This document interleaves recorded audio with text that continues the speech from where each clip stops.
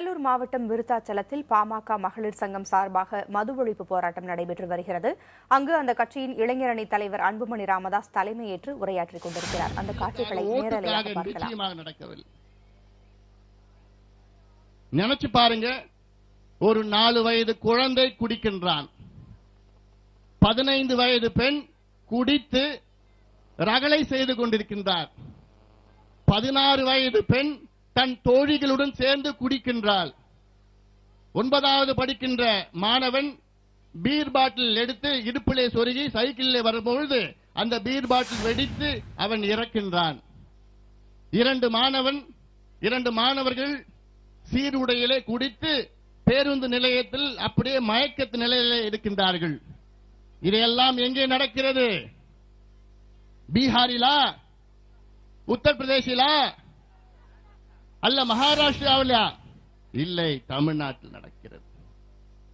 வெட்கக்கேடு,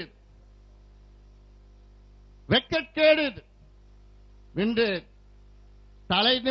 தமிழன் என்று சொல்லடா, தலை நிமிர்ந்து நில்லடான்னு அந்த சொல்லுக்கு அர்த்தமே கிடையாது. இன்னைக்கு எந்த தமிழன் தலை நிமிர்ந்து நிக்கிறது கிடையாது, எல்லாம் தலையை குனிஞ்சு மப்புல நின்றுட்டு இருக்கான். இதுதான் நம்முடைய சாபக்கேடு. இதற்கெல்லாம் யார் காரணம்? தமிழக அரசு காரணம். அதற்கு மூல காரணம் கலைஞர் அவர்கள். 1971 தமிழ்நாட்டுக்கு மீண்டும் மதுவை அறிமுகப்படுத்தியவர் கலைஞர் அவர்கள். 1948 அப்பொழுது ஆண்ட ஓபி ராமசாமி ரெட்டியார் அவர்கள், ஓமந்தூரார் ராமசாமி ரெட்டியார் அவர்கள், அப்பொழுது அவருடைய அதிகாரிகள் சொன்னார்கள், ஐயா இந்த மதுவை கொண்டு வாருங்கள், உங்கள் அரசுக்கு 18 கோடி வருமானம் வரும் என்று சொன்னார். அவர் சொன்னார், சே நிச்சயமாக நான் கொண்டு வர மாட்டேன், அரசுக்கு வேண்டுமானாலும் 18 கோடி வரலாம், ஆனால் மக்களுக்கு இழப்பு 81 கோடி மக்களுக்கு இழப்பு என்று சொன்னார். அவர் முதலமைச்சர். அதற்கு பிறகு வந்த காமராசர் அவர்களும், பக்தவச்சலம் அவர்களும், ஏன் அண்ணாதுரை அவர்களும் மதுவை கொண்டு வரவில்லை. அறிஞர் அண்ணா அவர்கள் சொன்னார், மதுவின் வருகின்ற வருமானம் ஒரு குஷ்டரோகி கையில் இருக்கின்ற வெண்ணையை போன்றது என்று சொன்னார்.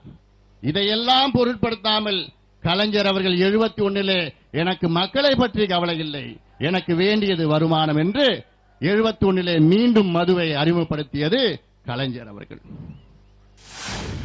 இன்று திமுக இந்த வரிசையிலே அத்துணை கட்சிகளும் இன்று தமிழ்நாட்டிலே மதுவை ஒழிக்க வேண்டும் என்று வரிசையிலே நின்று கொண்டிருக்கின்றார்கள். அந்த வரிசையிலே கடைசியில் சேர்ந்தது திமுக. கடைசியிலே சேர்ந்தது திமுக. திமுக தலைவர் கலைஞர் அவர்கள் சமீபத்திலே சொல்லியிருக்கின்றார், நாங்கள் மீண்டும் ஆட்சிக்கு வந்தால் தமிழ்நாட்டிலே மதுவை ஒழிப்போம் என்று சொல்லியிருக்கின்றார்.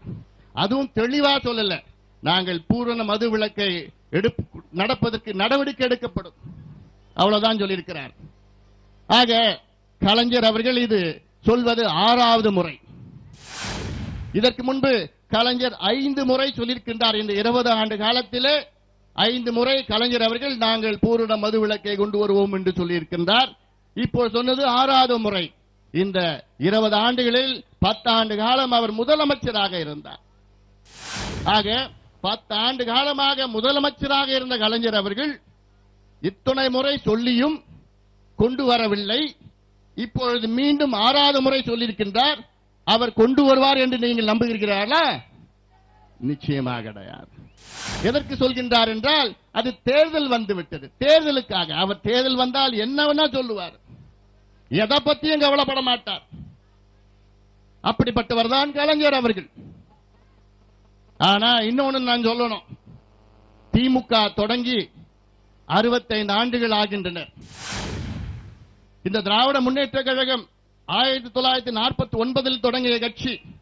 இந்த கிட்டத்தட்ட 66 ஆண்டு காலமாக இதுவரை ஒரே ஒரு போராட்டம் கூட, மது ஒழிப்பை எதிர்த்து ஒரு போராட்டத்தை கூட நடத்தியது கிடையாது திமுக.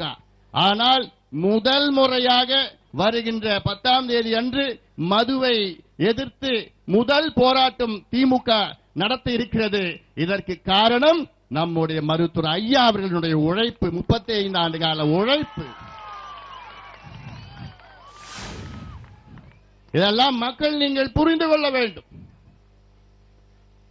மக்கள் நீங்கள் புரிந்து கொள்ள வேண்டும். இன்று தமிழ்நாட்டிலே மது யார் ஒழிக்கப் போகின்றார் என்றால் பாட்டாளி மக்கள் கட்சி. ஏனென்றால் இன்று நமக்கு அவ்வளவு ஆதரவு பெருகி வருகிறது. அத்துணை தமிழ்நாட்டில் அத்துணை தாய்மார்களும், அத்துணை பெண்களும், அத்துணை இளைஞர்களும், அத்துணை படித்தவர்களும், அத்துணை விவசாயிகளும், தொழிலாளர்களும், வியாபாரிகளும் சேர்ந்து எங்களுக்கு மாற்றம் வேண்டும், எங்களுக்கு முன்னேற்றம் வேண்டும், எங்களுக்கு அன்புமணி வேண்டும் என்று மக்கள் சொல்லிக் கொண்டிருக்கின்றார்கள். காரணம் 50 ஆண்டு காலம் ஆட்சி திமுக, அண்ணா திமுக இந்த 2 கட்சிகளும் செய்த ஆட்சி போதும். எங்களுக்கு புதுமை வேண்டும், வித்தியாசம் வேண்டும். ஆம், நிச்சயமாக அந்த புதுமையையும் அந்த வித்தியாசத்தையும் நிச்சயமாக எங்களால் கொடுக்க முடியும். எங்களுக்கு தேவை மக்கள் ஒரு வாய்ப்பு கொடுக்க வேண்டும். நாம் ஆட்சிக்கு வந்து நாம் போடுகின்ற முதல் கையெழுத்து தமிழ்நாட்டிலே பூரண மதுவிலக்கு, ஒரு சொட்டு சாராயம் கூட இருக்காது. நினைத்து பாருங்கள். பதவி ஏற்று முதலமைச்சர் பதவி ஏற்று அடுத்த 1 மணி நேரத்திலே முதல் கையெழுத்து ஐயா கொடுத்த பேனாவால் அந்த போடுகின்ற அந்த முதல் கையெழுத்து தமிழ்நாட்டில் அத்துணை கடைகளை மூட வேண்டும், ஒரு சொட்டு சாராயம் கூட இருக்காது. இது வேற எந்த கட்சியால் சொல்ல முடியுமா? நிச்சயமா கிடையாது. மற்ற கட்சிகளெல்லாம் இங்க போனோமா, அங்க போனோமா, இவங்க கூட போனோமா, அவங்க கூட போனோமான்னு அந்த கணக்குல தான் இருக்கிறாங்க. ஆனால் பாட்டாளி மக்கள் கட்சியை பொறுத்தவரை இங்கேயும் கிடையாது, இங்கேயும் கிடையாது. நேரா எங்களுடைய பயணம் உங்களை தேடி, மக்களை தேடி, மக்களை நாடி, இளைஞர்களை நாடி, பெண்களை நாடி.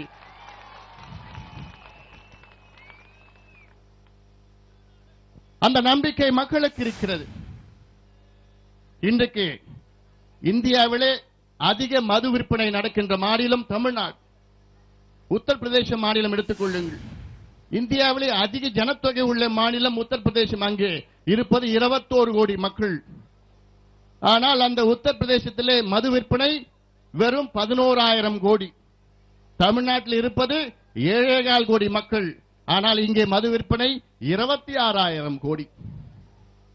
நினைத்து பாருங்கள். உத்தரப்பிரதேசோட 3 மடங்கு குறைவாக இருக்கின்ற ஜனத்தொகையிலே, ஆனால் மது விற்பனையிலே உத்தரப்பிரதேசோட 2 மடங்கு அதிக விற்பனை நடக்கிறது. இந்தியாவிலே அதிக சாலை விபத்துகள் நடக்கின்ற மாநிலம் தமிழ்நாடு. இந்தியாவிலே அதிக இளம் விதவைகள் இருக்கின்ற மாநிலம் தமிழ்நாடு. இந்தியாவிலே அதிக தற்கொலை நடக்கின்ற மாநிலம் தமிழ்நாடு. இந்தியாவிலே பெண்களுக்கு எதிரான வன்கொடுமை நடக்கின்ற மாநிலம் தமிழ்நாடு.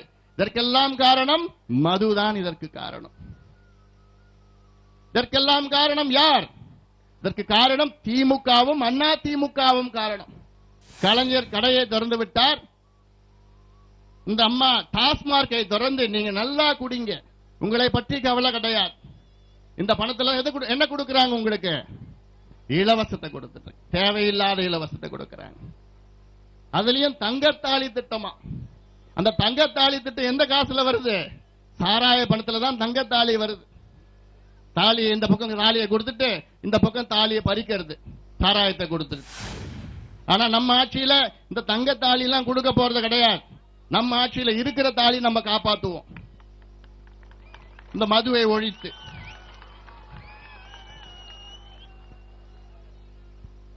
இதெல்லாம் நீங்கள் சிந்தியுங்கள். நான் மத்திய சுகாதாரத்துறை அமைச்சராக இருந்த பொழுது இந்தியாவிலே நேஷனல் ஆல்கஹால் பாலிசி அதை கொண்டு வந்தேன். 3 கூட்டங்கள் நடத்தினேன். பிறகு எனக்கு அங்கே ஒத்துழைப்பு இல்லை. அதே நேரத்திலே புகையிலை, ஏனால் மது மாநில அரசினுடைய வேலை, புகையிலை ஒழிப்பு மத்திய அரசினுடைய வேலை.